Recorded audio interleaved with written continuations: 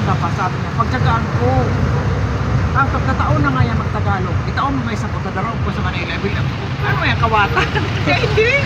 Guys, we're getting near here in Legazpi any minute from now, and while we are on the go, we're having a chit chat together with a co-passengers here. We're talking about her daughter and herself and other stuffs. Some kind of interesting and funny one. We get along in just few minutes. So, strangers to strangers.